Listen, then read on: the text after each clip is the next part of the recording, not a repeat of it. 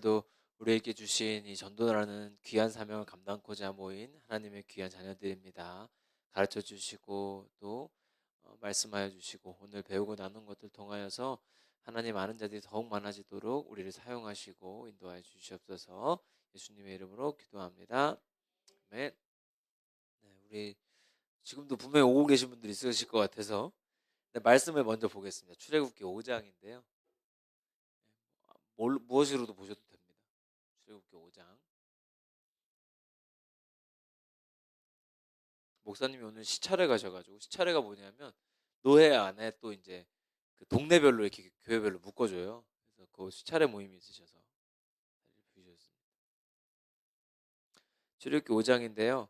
다 읽기는 너무 많고 15절부터 21절까지만 한번 읽어볼게요. 사실 다 보면 좋은데 15절부터 21절 저랑 한 절씩 읽어볼게요. 이스라엘 자손의 기록원들이 가서 바로에게 호소하여 이르되 왕은 어찌하여 당신의 종들에게 이같이 하시나이까.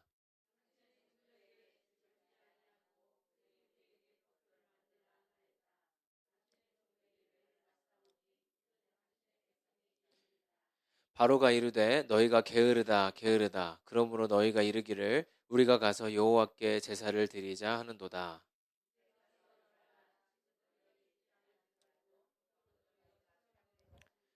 기록하는 일을 맡은 이스라엘 자손들이 너희가 매일 만드는 벽돌을 조금도 감하지 못하리라 함을 듣고 화가 몸에 미친 줄 알고.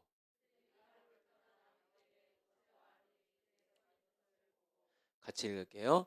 그들에게 이르되 너희가 우리를 바로의 눈과 그의 신하의 눈에 미운 것이 되게 하고 그들의 손에 칼을 주어 우리를 죽이게 하는도다. 여호와는 너희를 살피시고 판단하시기를 원하노라. 아멘. 네, 우리 내용을 나누다가 이 말씀을 또 함께 보도록 하겠습니다. 우선 제가 이제 그림을 좀 그릴 건데 제가 그림을 굉장히 못 그립니다. 글씨도 못 쓰고요. 어, 이제 넌 크리스찬이 아닌 사람의 삶과 크리스찬의 삶을 좀 비교를 할 건데요. 세상이 말하는 행복의 방식을 이제 좀 표현을 해보려고 해요. 근데 이게 세상의 방식이어야 되는데 사실은 우리 대부분의 크리스찬들도 이렇게 똑같이 하고 있어요. 보통의 행복의 방식을 어떻게 생각하냐면 어려운 말로 좀 표현하면 시간이 흘러감에 따라 주어지는 과업을 해결하면 행복할 것이다라 생각해요. 이게 어려운 말 같지만 쉬운 말입니다. 뭐냐면 고등학교 졸업하면 행복할 거다. 취직하면 행복할 거다. 결혼하면 행복할 거다. 애 낳으면 행복할 거다. 그래서 이 가는 과정은 별 의미가 없어요. 그냥 이 결과에 도달하면 행복할 거라 생각하고 이 과정은 힘들게 살아요. 여기만 도착하면, 여기만 도착하면, 여기만 도착하면, 여기만 도착하면. 그래서 여기서는 계속 불행한 삶을 살아요. 결국에는 불행하다가 불행하게 죽습니다. 맞나요? 틀리나요? 동의가 되십니까? 한번 좀 구체적으로 볼게요. 중고등학교 다니는 내내 우리는 이 말을 들어요. 중고등학교 다니는 내내 너가 대학만 가봐라. 예, 네 앞에 줄을 쓴다. 뭐 남자도 여자도 줄 쓴다고. 제가 저번에도 말씀드렸던 것 같아요. 줄 서는 거는 내가 편의점 알바하기 때문이에요. 그죠? 편의점에 빵 사러 와서 애들이 줄 쓴 거지. 내가 좋아서 줄 쓴 게 아닌데. 그죠? 그래서 우리는 고등학생 때는 아니에요. 사실은 초중고등학교 내내 12년을 불행해도 된다고 아이들에게 가르쳐요. 왜? 네가 20살에 대학만 가면 행복할 거기 때문에. 맞아요?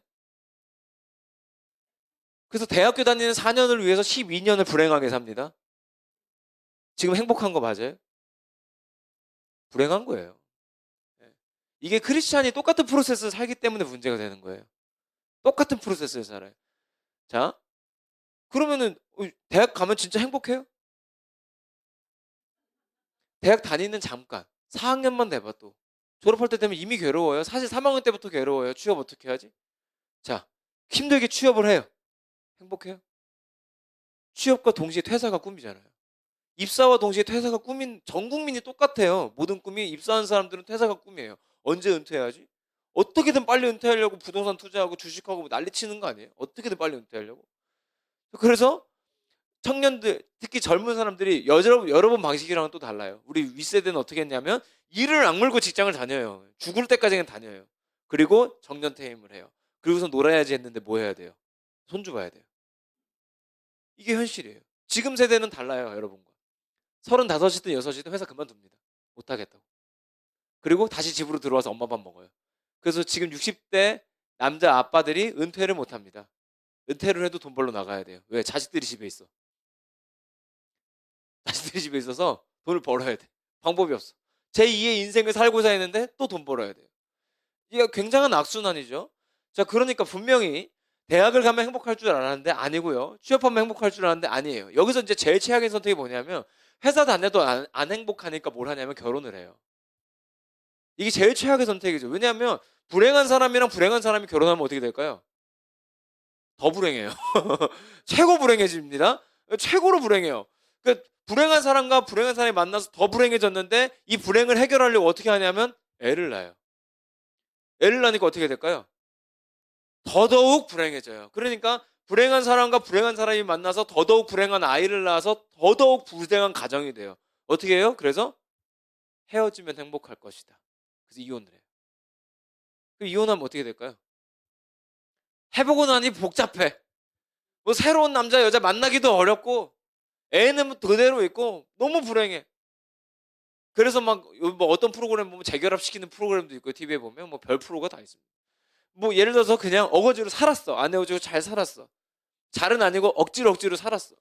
살다 보니 애가 이제 초등학교를 가. 그때부터 또 갈등이 시작돼. 얘를 공부를 어떻게 시켜야 되냐, 학원을 보내야 되냐, 뭐 영재 학원을 보내야 되냐, 뭐 과학고를 보내야 되냐, 뭐 난리를 핍니다. 난리를 폈어요. 그리고 얘한테 또 반복을 해. 똑같은 방법. 뭐? 대학 가면 행복하다. 12년 불행하게 살아라. 불행하게 살지만 분명히 행복할 거다. 그 졸업해. 얘가 또 똑같은 절차를 밟고 엄마는 보면서 스트레스 받고 있고. 그러다가 나이가 90이에요. 죽어. 불행하게 시작해서 불행하게 죽는 삶을 살고 있죠. 대부분이. 그리고서는 합격했을 때 잠깐 3일 기쁘고 취직했을 때 3일 기쁘고 그 삶을 연속해서 사는 거예요. 그래서 90년을 살았는데 행복한 날이 막 열흘이야. 이게 지금 우리 현실이죠. 지금 우리가 살고 있는 현실이 이런데 문제는 뭐냐면 넌크리스찬이 이래야 되거든요. 근데 교회 다니는 사람들도 똑같이 해요. 그래서 요 틀 안에서 하나님을 이용해요. 하나님, 제가 12년간 고생했어요. 좋은 대학 보내주세요. 이 시즌 되면 다 똑같은 기도를 해요. 절이나 교회나 성당이나 다 똑같은 기도를 해요. 하나님, 우리 아이들 원하는 대학에 보내주세요. 여러분 제발 이 기도 하지 마세요. 최악이에요. 최악. 성경에 있을 수 없는 기도.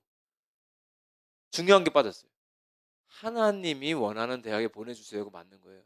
우리 아이는 서울대를 원하는데 하나님이 전북대 가라 그러면 전북대 가는 게 맞는 거예요. 그렇지 않은요. 근데 이게 동의가 안 돼, 엄마들이.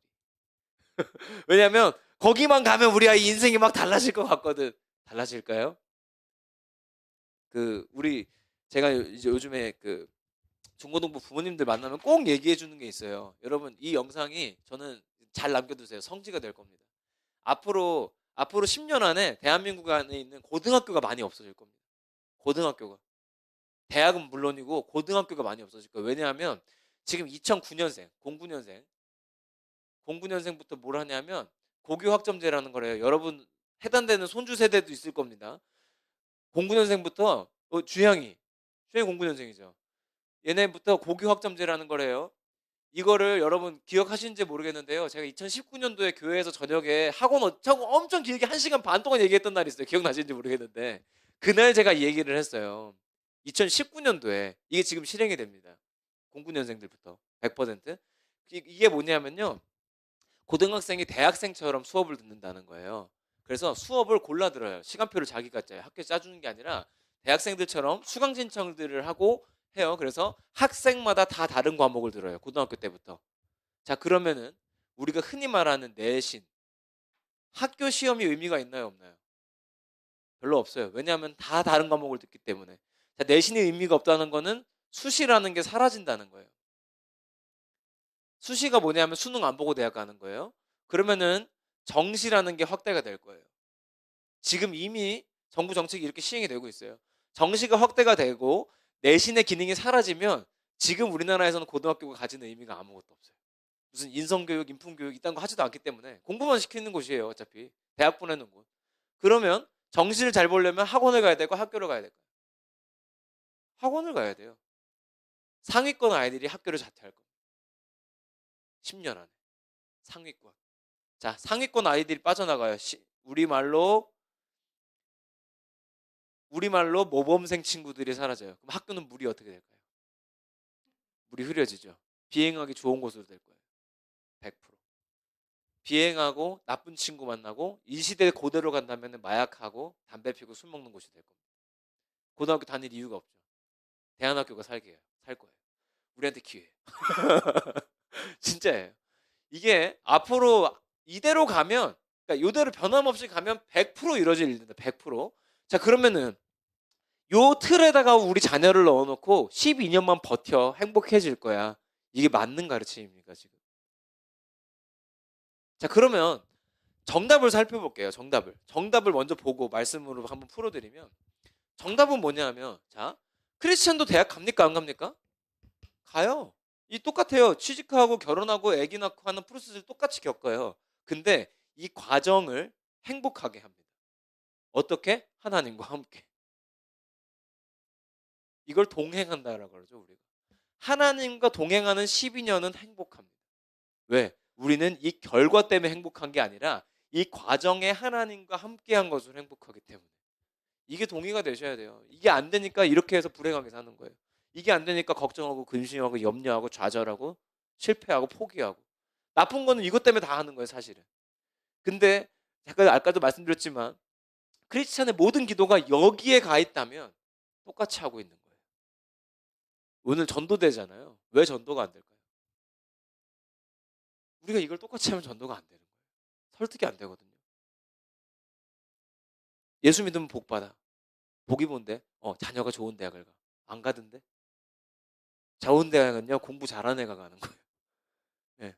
근데 저는 확신하는 게 있어요. 12년을 하나님과 함께 행복하게 공부한 아이들은요, 공부를 잘합니다. 저는 불행한 아이가 나중에 행복해질 거라는 생각을 전혀 하지 않아요. 전혀. 불가능하다 생각해요.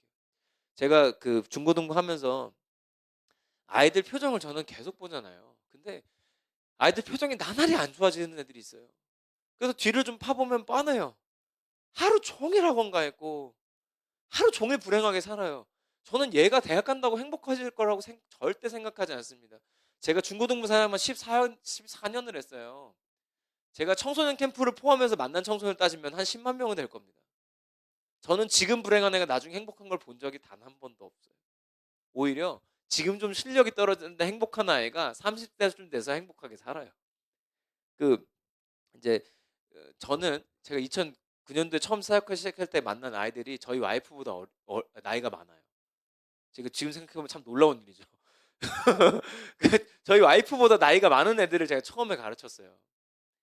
근데 그 아이들이 지금은 결혼하고 아기 낳고 막 이러고 있거든요. 페이스북에서 가끔 연락을 합니다. 그때 생 동네 양아치들이었어요. 생 동네 양아치들이었는데요. 그 중에 그렇게 살았는데도 지금 잘 먹고 잘 사는 애들이 있고요. 그때 전교 1, 2등 했는데도 지금 어디가 있는지 모르는 애들도 많아요.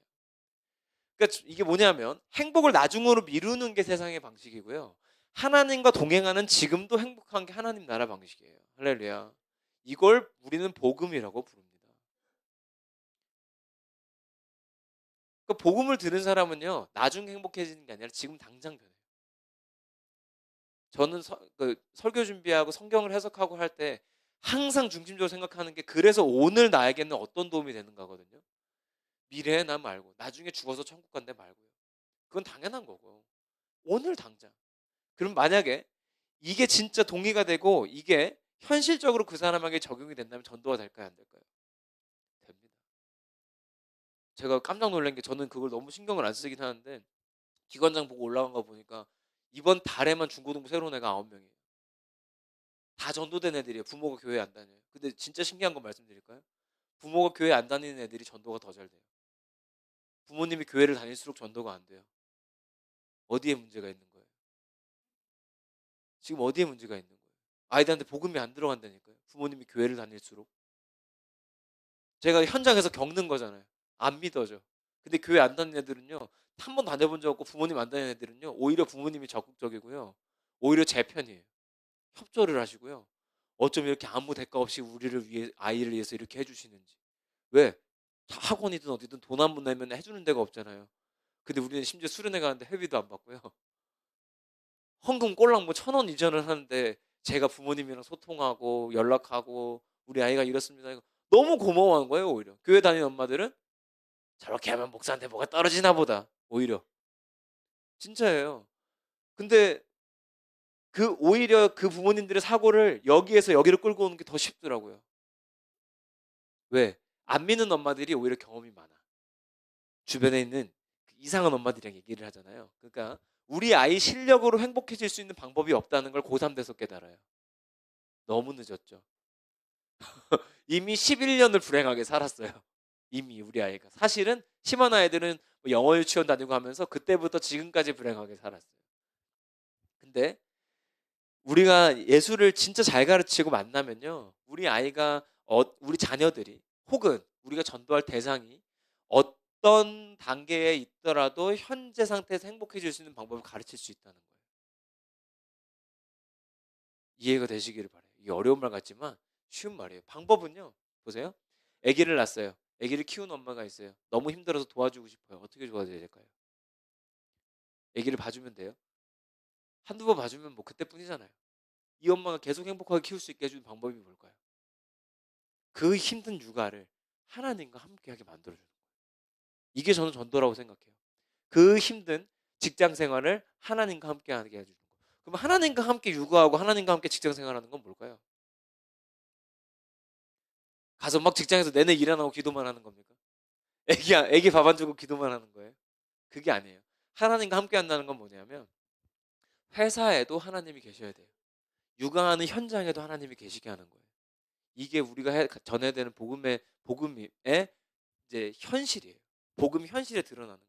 그래서 회사에 가서 일을 하는데 하나님과 함께 내 직장 상사는 눈에 보이는 직장 상사는 저 부장님이지만 내 이 회사에서의 왕은 하나님. 이게 하나님 나라 방식이거든요. 내 가정에서 남편과 살고 아이와 살지만 이 가정의 주인은 하나님이에요. 내가 이 육아를 혼자 하는 것처럼 보이지만 사실은 하나님이 지금 이미 함께하고 계셔. 이게 현실에서 적용이 되는 순간부터 우리는 이 과정에서 도착해서 이 결과를 얻었을 때만 행복한 게 아니라 이 모든 과정이 행복해져 버리는 거예요. 제가 되게 좋아하는 말인데 이거 제가 만든 말이거든요. 어떤 결과든 결국은 과정이고요. 어떤 과정도 결국은 결과가 돼요. 이게 뭐냐면 대학을 가서 뭘 얻는 게 아니고요. 대학을 가는 모든 과정이 행복한 사람은 이 결과가 어떠냐에 상관없이 행복해요. 그러니까 저는 과정의 축복이란 말을 되게 좋아해요. 과정의 축복. 왜? 대학 입학도 결국은 어디로 가기 위한 과정이잖아요. 그 과정의 축복을 누리는 사람은요. 지금 당장 결과가 좀 마음에 안 들어도 행복해요. 왜? 모든 과정을 하나님과 함께 하니까. 제가 오늘 이 말씀을 왜 읽었냐면요. 이 출애굽기 5장 안 읽으신 분들은 혹시 나중에 읽으세요. 1절부터 21절까지만 읽으시면 돼요. 이게 무슨 내용이냐면 하나님이 모세를 부르세요. 그래가지고 모세와 아론이 이제 바로 왕을 만납니다. 바로 왕을 처음 만났어요. 그래가지고 우리 이제 나가서 예배해야 되니까 우리 백성들 좀 나갈게요. 그랬어요. 그때 바로가 화가 나죠. 화가 나서 어떻게 하냐면요.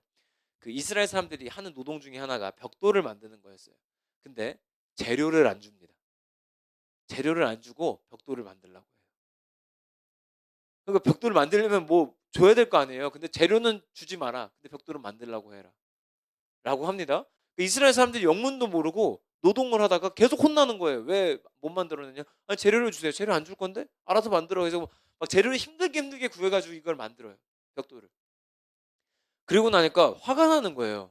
이스라엘에 기록원들이라는 사람이 있는데 이게 뭐냐 하면 이제 약간 우리나라 따지면 친일파 같은 거죠. 애굽 편에 선 사람들이에요.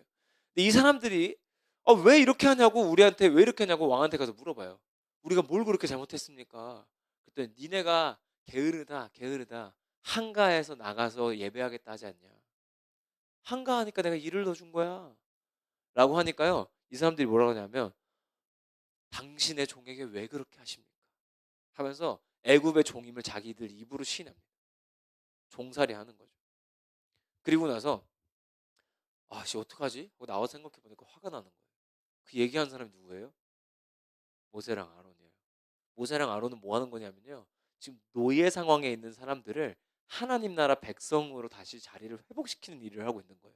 근데 뭐라고 하냐면 "내가 하나님한테 다 이를 거야. 니네가 바로 왕한테 말 잘못해서 우리 괴롭게 만들었다고 하나님한테 다 이를 거야."라고 말합니다. 자, 지금 이 이스라엘 사람들이 하나님을 믿어요, 안 믿어요? 믿는 거예요, 안 믿는 거예요? 믿으니까 기도를 하겠죠. 근데 문제가 뭐예요? 애굽 안에서 하나님을 믿으려고 그래요. 그래서 이 사람들한테 지금 하나님은 애굽보다 작은 분이에요. 그러니까 애굽에서 나갈 생각을 안 하고 애굽에서 잘 살 생각을 하는 거예요. 이거죠. 크리스찬인데 애굽에서 잘 살 생각만 해요. 애굽에서 나갈 생각을 안 해요. 애굽에서 나간다는 게 뭐예요? 이거 다 관심 끊고 산으로 간다는 겁니까? 그게 아니에요. 이것에 종살이하지 않겠다는 거예요. 이것에 노예로 살지 않겠다는 거예요. 입시의 노예, 직장의 노예, 육아의 노예, 노예로 살지 않겠다는 거예요. 그 노예의 반대말이 뭔지 아십니까? 제가 창세기 되게 좋아하는 말인데요. 뭐 요셉이 형들이 이제 그 밥 타러 왔을 때요. 형들한테 그래요. 하나님이 형들이 날 판 게 아니라 하나님이 날 여기로 보내셨습니다. 하면서 나를 그 이 나라의 통치자로 세우셨습니다라는 말을 하는데요. 애굽의 통치자가 되기 전 요셉의 신분이 뭐였어요? 노예였어요. 하나님은 노예를 통치자로 바꾸시는 분이에요. 하나님을 믿는 사람들. 그러면 우리가 종살이 안 한다, 노예살이 안 한다는 건 뭐냐면 입시의 통치자가 되고 육아의 통치자가 되고 직장의 통치자가 되고 돈의 노예가 아니라 돈을 다스리는 사람이 된다는 의미예요. 이게 복이죠. 그거에 끌려다니는 게 아니라 그것 때문에 사는 게 아니라 하나님 때문에 사니까 그것들이 내 밑에 와서 내 다스림을 받는다는 거예요. 얼마나 위대한 일이에요. 너무나 놀라운 일이죠. 그러니까 우리는 우리가 믿는 하나님이 어떤 세상보다 크다는 걸, 어떤 애굽보다 크다는 걸 알아야 돼요. 근데 그걸 자꾸 잊어버리니까 믿기는 믿는데 애굽 안에서 하나님을 믿어. 그러니까 어떤 복음을 전할지를 모르겠는 거예요. 예수를 믿었을 때 찾아오는 이득, 베네핏이 무엇인지를 모르니까 뭘 전할지가 너무 어려운 거예요. 예수 안 믿는 사람한테 특히. 근데 이제 명확해지는 거예요. 뭐냐 하면 노예살이 하던 우리를 통치자로 만드시는 게 하나님 믿는 것의 축복이에요. 할렐루야. 굉장한 거죠. 제가 놀란 게 뭐냐면요. 교회 안 다니는 사람들한테 이 얘기 해주잖아요. 예수 믿는 사람 되게 많아요. 제가 중고등부 애들 전도되는 이유가 다른 게 아니고요. 제가 새신자가 오든 누가 오든 저는 말씀을 똑같이 전해요. 사실 우리 제가 하는 설교에 비밀이 있는데요. 본문은 항상 다른데요. 사실 다 같은 얘기를 하고 있어요. 사실 항상 같은 얘기를 해요. 저는 표현과 본문과 이 단어 선택이나 이것만 바꾸는 거고 사실 본질은 다 똑같아요. 예수 믿으면 우리가 하나님이 통치하는 곳에 들어가서 살면 우리가 통치자가 된다. 그곳은 행복하다. 그곳은 하나님 나라다. 쟤는 이 똑같은 말을 다른 본문과 다른 해석과 다른 단어로만 하는 것뿐이거든요. 근데 매주 그 얘기를 하는데요. 새로운 아이들이요. 여러분 교회 처음 온 아이들이 이 말 못 알아들을 것 같죠? 더 쉽게 알아들어요. 다 끄덕끄덕해요. 제가 진짜 놀라는 게 전도돼서 온 애들 지금까지 수없이 많죠. 근데 정착이 안 될, 저는 막 이렇게 죄송한 얘기입니다만 저는 중국 말들을 믿지 않아요. 아예 안 믿어요. 왜냐면 믿으면은 사역을 못 해요. 상처만 받고 믿으면 사역을 못 합니다. 그래서 저는 하나님한테 배운 게 그거예요. 사랑할 때 상이지 믿을 때 상은 아니다. 믿지 마라. 그래서 그냥 사랑해 줍니다. 그러니까 교회를 빠지든 말든 예쁜 거예요. 예, 그러니까 할 수 있는 거죠, 사실. 말 더럽게 안 듣고. 근데 그래도 할 수 있는 게 그 이유인데 저는 저 아이가 오늘 와서 등록하고 막 울고불고 기도했다고 해서 걔가 다음 주에 나올 거라고 믿지 않습니다. 근데 그냥 차분하게 복음을 전하는 거예요. 놀라운 게 와, 근데 정착을 요즘엔 잘하더라고요. 뭐가 달라지는가 봤더니 그냥 이거를 전했는데 이게 동의가 된 애들은 남는 거예요. 아, 내가 지금 고등학생으로 사는 중학생으로 살면 이 삶이 너무 불행한데 예수 믿으면 행복해진대. 아니, 입시를 포기하는 게 아닌데 그게 행복하게 할 수 있대. 나도 한번 해보고 싶다. 이래서 아이들이 정착하는 거라 저는 개인적으로 생각합니다. 예수 믿지 않는 사람들이 갈급한 거예요. 왜? 지금 이 삶이 너무 불행한데 해봤거든. 공부도 해봤고 대학도 다녀봤고 군대도 다녀와봤고 취직도 해봤고 애도 낳아봤는데 해결이 안 되더라는 거예요. 근데 해결책이 있대, 성경에. 어? 나도 믿어볼까? 이런 데서 전도가 되는 거죠. 그 우리가 먼저 뭘 해야 되냐면 애굽 안에서 하나님 믿기를 멈춰야 돼요. 출애굽해야죠. 애굽에서 나와야죠. 애굽에서 나온 삶은 뭐라고요? 그것들의 노예 삶이 아니라 주인 삶을 하는 거예요. 돈의 노예가 아니라 주인 되는 거예요. 여러분 직장의 주인이 된다는 건 꼭 사장이 된다는 게 아니에요. 사장이 된다는 게 아니고 뭐냐면 이런 거예요. 왜 주인 된 그 직장 생활이 행복해지는가? 여러분이 한번 직장이 있다고 상상을 해보세요. 왜 하나님이 주인 된 그 내가 이 직장의 통치자가 된다는 게 어떤 의미냐면 이런 거예요. 막 부장님이 그 직장 다녀보신 분들은 아마 알 거예요. 월요일이 제일 괴롭습니다. 그러니까 여러모로 괴로워요. 왜? 나도 힘들고 몸도 힘들지만 이제 가면 주말에 그 가정에서 시달린 부장님이 출근을 해요. 예. 그리고 이분이 스트레스를 풀 데가 없잖아요. 그럼 나를 불러요. 그래가지고 보고서를 막 후드러 까. 막 이렇게 해서 막 후드러 까요. 그러면은 힘들잖아요, 심적으로. 근데 그걸 들으면서 막 내가 이놈의 직장을 언제 때려치지 생각하던 사람이었는데 이게 주인이 바뀌어서 내가 이 직장에 노예 생활이 아니라 통치 생활을 하게 된 사람은 그분을 이해하게 되는 거예요. 아이고, 주말에 얼마나 힘드셨으면 저 마음이실까? 내가 도와드릴 수 있을 게 없을까? 그러면서 오히려 막 이렇게 하는데 웃으면서 알겠습니다, 부장님. 잘 수정해 오겠습니다. 여러분 누가 직장에서 이쁨을 받겠어요? 혼난다고 인상 찌푸리고 이 악물고 나가는 사람이랑 웃으면서 잘 받아주는 사람이랑 누가 더 직장에서 이쁨을 받겠어요? 누가 더 직장생활을 행복하게 하겠어요? 이거는 진짜 현실에서 나타나는 성경에 나오는 일들이거든요. 아기를 키운다고 해볼게요. 아기를 키우는데 이 악물고 내가 이 아기를 잘 키워보겠어. 내가 이 아기를 내가 어떻게든 내가 서울대를 보내고 내가 열을 있잖아 내가 해볼 거야. 하면은 엄마가 행복합니까? 그거보다 불행한 게 없을걸요? 근데 육아의 노예가 아니라 주인이 된다고 하면 이거죠. 애가 좀 이렇게 좀 그래. 좀 그래. 뭐 공부를 뭐 그렇게 잘하는 것 같지도 않고 뭐 노래를 뭐 그렇게 잘하는 것 같지도 않고 특출난 게 없어. 특출난 게 없는데 나는 이 육아 그 하나님이 내 육아를 함께한다는 게 너무 믿어져. 그러면은 이 생각이 드는 거죠. 특출난 건 없는데 하나님의 이 아이를 향한 놀라운 계획이 있지 않을까? 나는 잘 모르겠지만 하나님이 아실 거야. 애한테 욕심이 별로 안 나요. 그 욕심을 좀 내려놓으니까 육아가 좀 편해져요. 육아가 좀 편해지니까 내가 전엔 육아가 너무 이악물고 하면서 괴로웠는데 이제 좀 행복해. 그러고 나니까 애가 좀 이뻐 보이네. 그러니까 애한테 예쁜 말도 해주게 되고 남편이 집에 왔는데 막 죽이고 싶지 않아. 전엔 죽이고 싶었는데 죽이고 싶지 않아 이제 막. 남편이 조금 사랑스러워져. 그러니까 밥도 맛있게 차리게 되고 밥을 맛있게 차리니까 나도 맛있게 먹고 가족이 맛있게 먹고 가족의 웃음이 넘치고 이게 선순환이죠. 이게 하나님 나라 방식이에요. 여러분 이게 비현실적이라고 생각하십니까? 저는 이거보다 현실적인 게 없다고 생각해요. 여러분 만약에 우리 혹시 여러분 자녀 세대가 그러고 있으면 꼭 말리세요. 근데 엄마가 이악 물고 애 서울대 보내겠다면 보낼 수 있어요? 제가 오히려 우리 아이가 그 구급 공무원, 취급 공무원도 아니라 정말 민족의 위대한 지도자가 될 수 있는 방법을 하나 알려드릴게요. 성경에 나와요. 모세처럼 하시면 돼요. 네, 모세 어떻게 하죠, 엄마가? 애를 내다 버려요. 강에다 유기합니다. 강에다 유기해 버려요. 뭐 하나 믿고? 하나님 믿고. 하나님만 하나 믿고 유기해요. 자 보세요.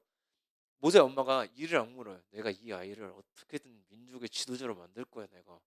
해가지고 이 아이가 남자이니까 죽을 수도 있지만 내가 숨겨서 키울 거야. 그래서 어떻게든 숨겨서 막 여자인 척하면서 막 키워. 이제 필요한 게 뭐야? 애국 대학 가야지. 애국 대학. 애국 대학 보내야 돼. 공부해 공부. 그래서 애국 대학을 보내. 어떻게든 갔어. 그래도 이제 지도자 수업 받아야 돼. 알겠어? 지도자 수업 받아. 그러면 갑자기 애굽의 왕자가 되고 이스라엘의 지도자가 될 수 있어요? 그 다음은 어떻게 할 건데요? 방법이 없다니까요. 근데 하나님 방법은 보세요. 엄마 손에서 버리게 해요. 엄마 손에서 버리게 해요. 그리고 그냥 애가 흘러갔는데 애굽 왕궁에 가요. 그냥 왕자가 됐어요. 그리고 애굽에서 공짜로 최고의 교육을 받으면서 지도자 수업을 다 받습니다. 엄마가 할 수 있는 거예요, 이게? 엄마가 할 수 없어요. 그리고 여기서 최고 포인트는 이거죠.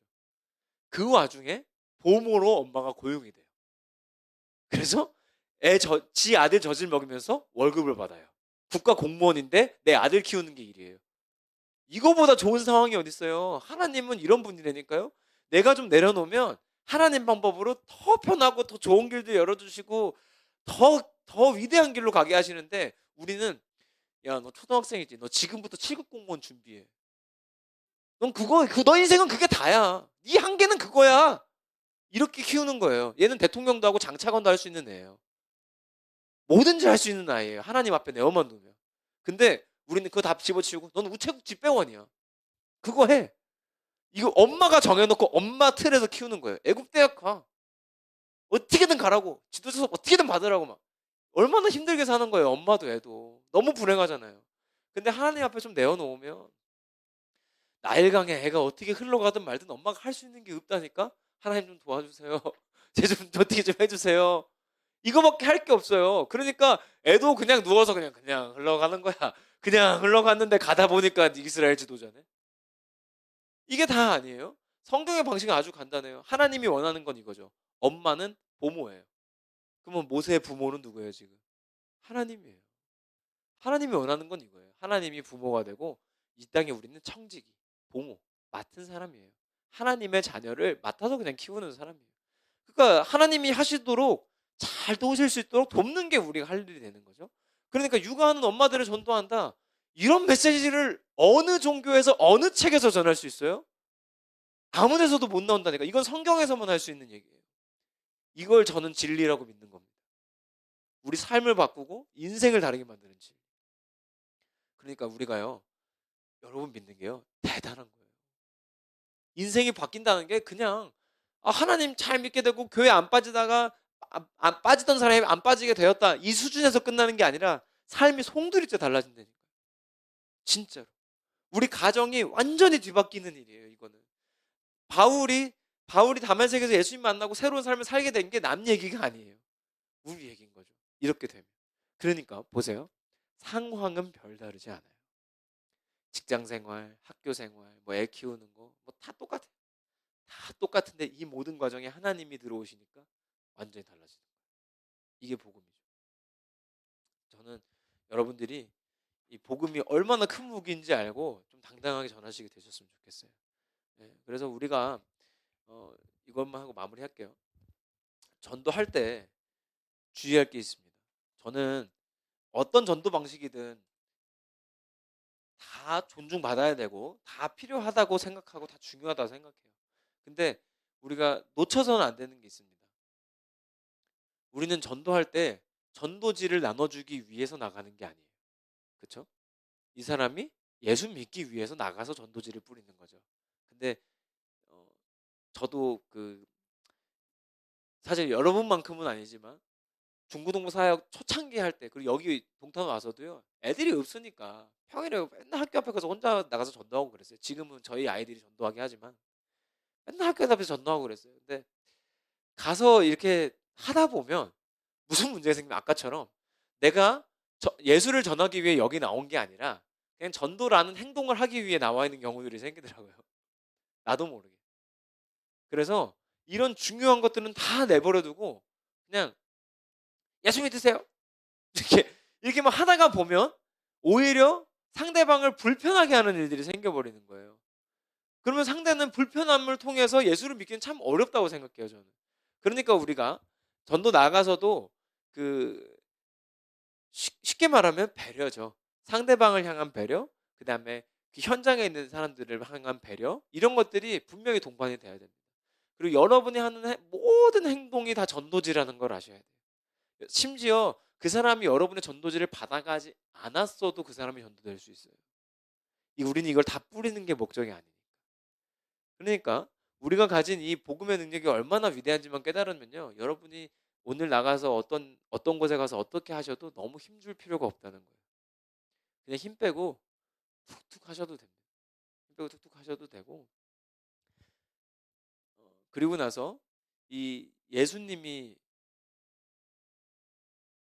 믿어지기만 하면 진짜 이 사람들 삶이 달라질 거라는 마음으로 나가시면 분명히 나아질 거라고 믿어요. 이것만 정리하고 마칠게요.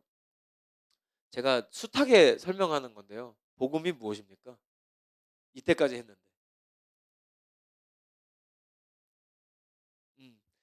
자, 이게 해도 답이 안 나오는 질문인 것 같아요. 제가 정말 저희 교회에서 어디서 뭘 시켜도 이걸 매번 하는데요. 복음은 예수입니다. 예, 어려운 게 아니고요. 복음은 예수예요. 복음은 예수인데 예수님이 전한 복음의 내용이 있어요. 그게 뭐냐면 오늘 내내 얘기한 하나님 나라 이야기예요. 하나님 나라가 뭐냐면 하나님과 함께하는 곳이 하나님 나라예요. 하나님이 다스리는 곳이 하나님 나라. 예수님이 전한 복음은 이거예요. 하나님 나라. 그러면은 아니 목사님 십자가는 다 어디 갔어요? 보세요. 하나님이 주인 되기 위해서는 하나님의 자녀가 돼야 되는데 인간에게 자녀가 될 방법이 없더라는 거예요. 왜? 죄 때문에. 죄가 뭔데요? 하나님 모르는 거. 하나님 알 수 있는 길이 하나밖에 없대요. 뭐? 예수. 그래서 이분이 우리가 예수를 믿게 하려고 지신 게 십자가죠. 그래서 우리가 십자가에 돌아가시고 부활하신 그 예수를 믿어서 죄를 해결함 받은 사람이 하나님의 자녀가 돼요. 하나님의 자녀는 하나님의 나라를 살아요. 현실에서도. 죽어서 가는 천국만 있는 게 아니고 현실에서도 살게 돼요. 이게 복음의 아주 간단하지만 놀라운 프로세스예요. 세상에는 아무도 이런 얘기 못 해줍니다. 여러분, 저는 요즘에 더 이 복음 앞에 당당해졌어요. 이번 주일에만 해도 지난주 이번 주일까지 해서 2주 연속으로 청년부에 새로운 청년들이 한 명씩 한 명씩 왔는데 진짜 깜짝 놀란 게요. 둘 다 똑같이 혼자 성경을 읽다 온 사람들이 둘이 나왔어요. 연속으로. 근데 무슨 말인지도 모르겠고 어떻게 해야 될지 모르겠는데 자기는 하나님이 계시다고 확신한대요. 그래서 잘 믿어보고 싶어서 지발로 교회를 왔어요. 이게 놀랍지 않습니까? 그래서 제가 그냥 이 내용을 싹 정리를 해주잖아요. 우와 하고 오히려 교회 다니는 사람들이 더 못 받아들인다니까요.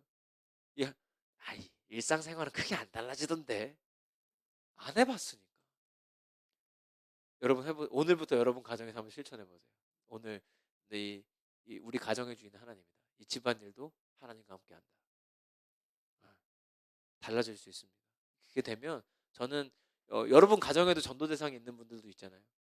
저는 그런 전도는 거기서 일어난다 생각해요. 하나님 나라가 여러분 가정 가운데 실현이 되고 보여질 때 누구를 통해서 여러분 통해서 되어질 줄 믿습니다. 하나님 나라에서 함께 행복하게 소망해요. 기도합시다. 하나님, 우리에게 주어진 이 복음이 얼마나 위대한 능력인지, 우리의 일상과 우리의 삶을 어떻게 바꾸는 능력인지 오늘 배우고 알게 해주셔서 감사합니다. 하나님, 우리가 어떤 것을 얻고 어떤 좋은 결과를 얻어서 복을 받는 것이 아니라 이미 예수를 믿고 하나님과 함께하는 이 모든 삶의 순간이 축복인 줄 믿습니다. 하나님, 이 복음 들고 나아가오니 인도하여 주시고 또 우리를 통해서 전파되게 하시고 하나님 모르는 자들이 이 비밀을 깨닫고 모두가 함께 행복한 세상, 하나님이 왕 되시는 세상 될 수 있도록 역사하여 주시옵소서. 예수님의 이름으로 기도합니다. 네.